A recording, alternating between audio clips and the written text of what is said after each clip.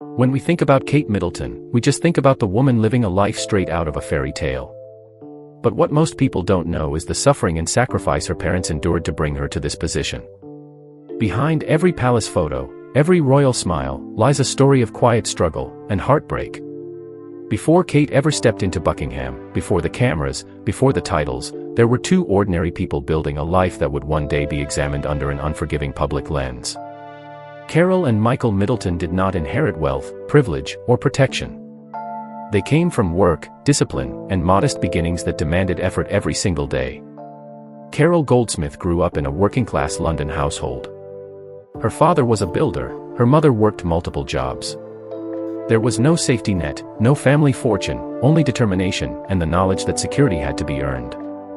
Michael Middleton's upbringing seemed more stable on paper, with ties to British industry and distant aristocratic roots, but in reality, it emphasized responsibility and routine over luxury. They met working for British Airways, a world defined by schedules and discipline rather than romance or spectacle.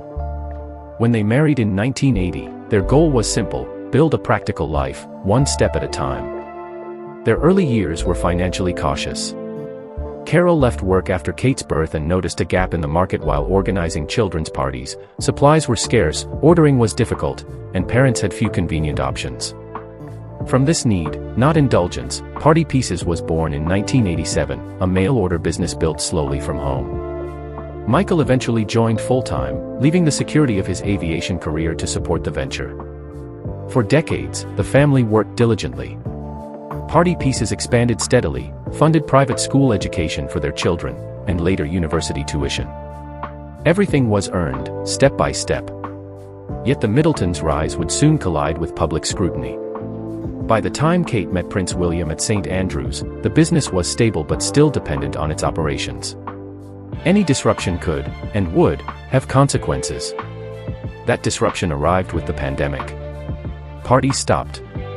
Schools closed. Consumer behavior shifted permanently. Party Pieces faced collapsing orders while overhead costs remained. By 2023, the business entered administration, debts exceeding £2.5 million, affecting suppliers, including a family-run Afghan business that went unpaid. The narrative quickly shifted from misfortune to moral failure. The Middletons were publicly judged, accused of leveraging royal connections irresponsibly, though no evidence supported such claims. Carol, the hands-on creator, faced the emotional toll hardest. A lifetime of effort reduced to headlines. Michael, a man who valued stability, saw his world unravel under relentless scrutiny. Their privacy, once carefully guarded, evaporated. Even local reaction in Bucklebury turned hostile, with posters targeting them by name. Their retreat was not shame, it was survival. This public exposure was compounded by family association. Carol's brother Gary Goldsmith's visibility, legal past, and reality TV appearances reignited criticism, unfairly tethering him to the Middleton struggles. Their silence was misread as indifference, yet it reflected exhaustion and restraint. The tragedy here is not greed or incompetence. It is fragility, success without insulation, effort exposed to forces beyond control, and a private life dissolved under a spotlight. The Middletons retained dignity, family bonds, and values, but they lost the ability to live quietly. Their story sits between worlds, too ordinary to be royal, too visible to be private, and too discreet to shape public narrative. In the end, there is no redemption arc, no tidy resolution. The Middletons moved forward quietly, carrying consequences they never sought. The tragedy lies not in collapse itself, but in the relentless exposure that followed, a reminder that real lives rarely offer neat conclusions. This is not a royal story.